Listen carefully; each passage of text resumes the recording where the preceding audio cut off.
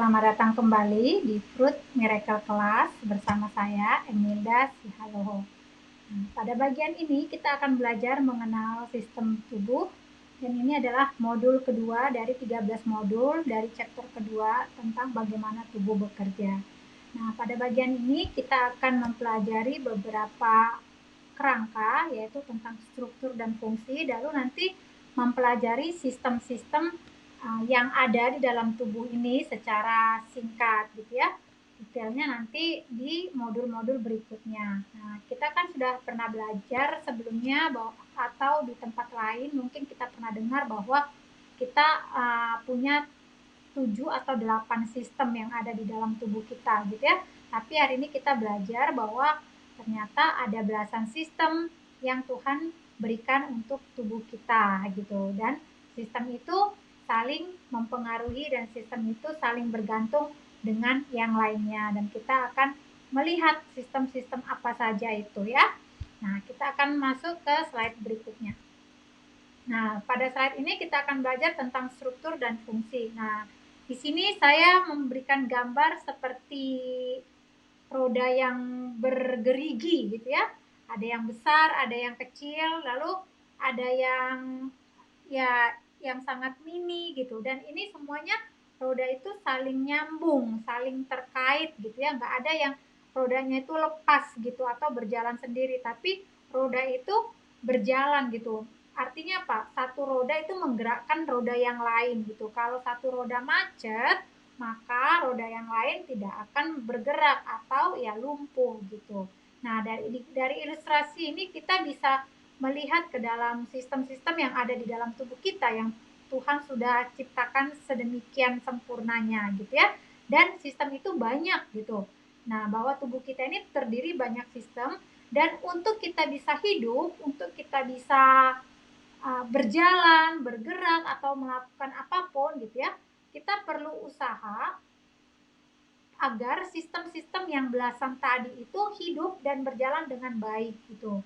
Jadi kalau seseorang itu mau dia berfungsi sebagai manusia gitu ya, sistem-sistem tubuhnya ini harus berjalan dengan sempurna satu dengan yang lainnya, nggak boleh ada yang kolaps gitu. Nah, kenapa? Karena ketika ada sistem yang kolaps, maka itu mempengaruhi sistem-sistem yang lain. Kenapa? Karena sistem di dalam tubuh kita itu saling bergantung gitu ya. Lalu satu sistem dengan sistem lain itu unik gitu. Misalnya sistem syaraf gitu. Lalu ada sistem pernafasan, lalu ada sistem reproduksi. Nah, itu masing-masing sistem itu beda-beda bentuknya, beda-beda fungsinya gitu. Baru beda-beda tujuannya gitu. Diciptakan oleh pencipta kita, oleh Tuhan kita memang demikian didesainnya. Tapi kita harus ingat, harus tahu bahwa sekalipun mereka berbeda-beda dan itu menjadi keunikan, satu sistem itu bergantung satu dengan yang lainnya. Tidak ada yang independen gitu. Tidak ada yang berdiri sendiri, terpisah gitu kan. Itu tidak ada. Nah, di dalam sistem tubuh kita, Tuhan mendesainnya untuk saling bergantung, untuk saling menyokong, untuk saling mensupport gitu.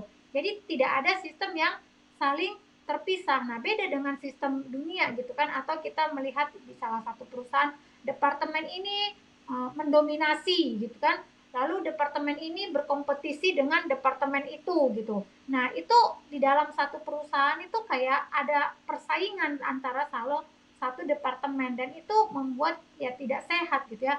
Tapi seharusnya ketika kita belajar sistem yang ada di dalam tubuh kita, Tuhan itu mendesainnya untuk satu sistem itu bergantung dengan yang lainnya. Nah, saya kasih contoh misalnya ya, sistem syaraf gitu.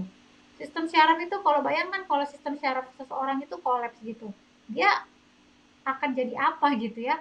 Walaupun sistem lainnya berfungsi gitu, tapi sistem syarafnya down gitu ya, itu ya dia tidak akan menjadi tanda kutip orang yang berfungsi gitu ya.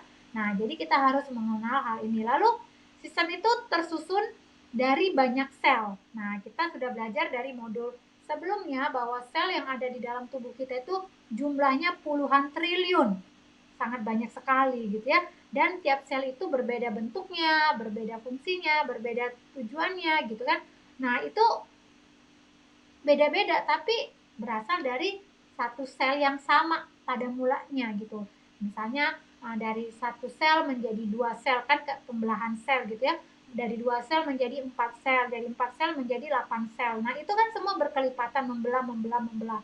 Lalu sel tadi tuh menjadi tulang, sel tadi menjadi jari-jari, sel tadi menjadi mata, sel tadi menjadi rambut, sel tadi menjadi kuku, sel tadi menjadi organ-organ. Nah, itu semua berawal dari satu sel yang sama gitu. Lalu bertumbuh dan banyak dan menjadilah manusia, dan kita punya puluhan triliun sel di dalam tubuh kita. Dan sel ini itu kalau kita mau belajar nanti lebih baik lagi, kita bisa menangkapnya sebagai sel itu seperti kota. Nah, kalau dikatakan seperti kota berarti banyak administrasi yang ada di dalamnya, dan itu satu klaster dengan klaster yang lain itu saling mendukung, satu divisi dengan divisi lain itu saling mendukung gitu ya. Nah, dan tiap kota itu saling membutuhkan gitu. Nah, demikian juga sistem yang ada dalam tubuh kita, demikian juga sel-sel yang ada di dalam tubuh kita. Dan hari ini kita akan mempelajari sistem-sistem apa saja gitu ya. Misalnya sistem infrastruktur. Nah, itu dianggap seperti masyarakat gitu ya, seperti penduduk. Lalu sistem glandular, sistem kelenjar itu dianggap seperti pemerintah gitu. Lalu berikutnya sistem syaraf. Nah, sistem syaraf itu dianggap seperti departemen informasi gitu. Jadi semua informasi itu dikontrol dan dimanage oleh sistem syaraf gitu.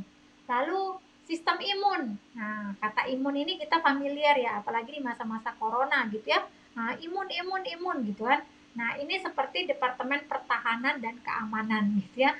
Jadi yang menjaga tubuh kita tetap kuat, tetap sehat. Nah, itu sistem imun. Nah, departemen pertahanan dan keamanan ini punya regunya, ada regu polisi, ada regu militer gitu ya. Nah, regu polisi ini ya yang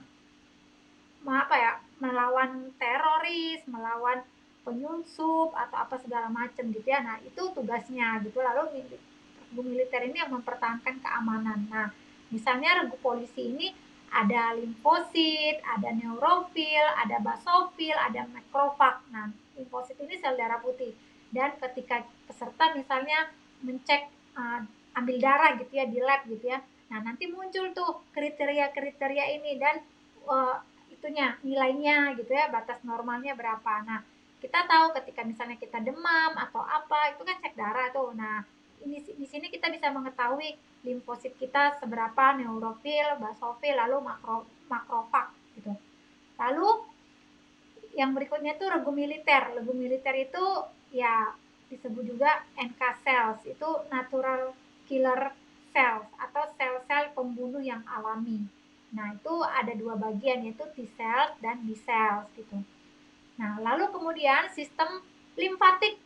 Nah, sistem limfatik ini ya disebut juga departemen sanitasi atau departemen kebersihan gitu ya, yang ngambil sampah dari klaster-klaster, dari rumah-rumah penduduk, lalu dari kantor-kantor, perusahaan, lalu dikumpulkan dalam satu pembuangan, dan itu pembuangan terakhir. Nah, ini disebut sistem limfatik, dan divisi-divisi yang bekerja sama untuk menjaga kebersihan ini ya usus besar atau kolon gitu ya, lalu paru-paru, ginjal, dan kulit. Nah, ini adalah divisi-divisi yang bekerja di dalam departemen kebersihan atau departemen sanitasi.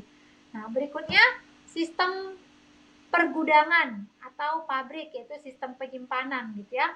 Nah, ini organ-organ yang terkait di dalamnya itu ada organ hati, sumsum tulang, kelenjar, lalu beberapa organ yang lain. Nah, mereka bertugas untuk misalnya menghasilkan lemak, menghasilkan menyimpan glikogen, menyimpan asam lemak yang lain, protein, asam amino. Nah, nanti pada waktu emergensi, keadaan darurat misalnya kita sakit atau kita kelaparan gitu ya. Nah, itu pabrik tadi, gudang tadi akan mengeluarkan stok tersebut untuk digunakan oleh sel gitu. Akan diambil gitu ya. Sehingga sel itu bisa tetap survive, sel itu bisa tetap running pekerjaannya dia. Nah, itu pada bagian ini yang kita pelajari.